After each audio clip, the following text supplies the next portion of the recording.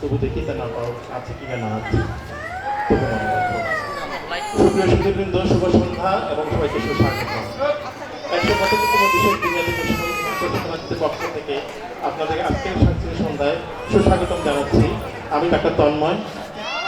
আমি ডক্টর দীপা। আজ থেকে ঠিক 2 মাস পূর্বে কোনো এক রৌদ্র ঝলমলো দিনে আমাদের এই ফাউন্ডেশন ট্রেনিংয়ের যাত্রা শুরু হয়েছিল। দেখতে দেখতে সময়ের পরিক্রমায় আজ আমরা শেষ প্রান্তে পৌঁছে গেছি। বেজে গেছে বিদায়ের ঘণ্টা, অনুরণিত হচ্ছে বিদায়ের সুর, বেজে গেছে বিদায়ের গান, শেষের শুরু।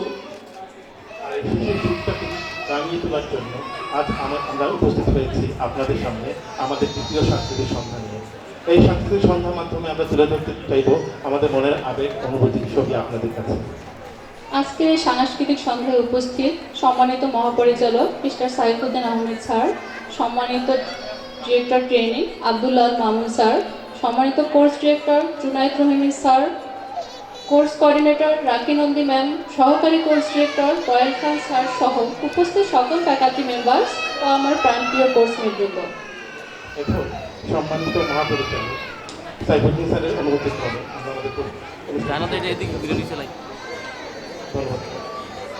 আমাদের এই সুদীর্ঘ 2 মাসের ট্রেনিং জীবনে আমরা প্রত্যেক সহকর্মীরা জড়িয়ে পড়েছিলাম নিজের মধ্যে আত্মার আত্মীয়ের সম্পর্কে।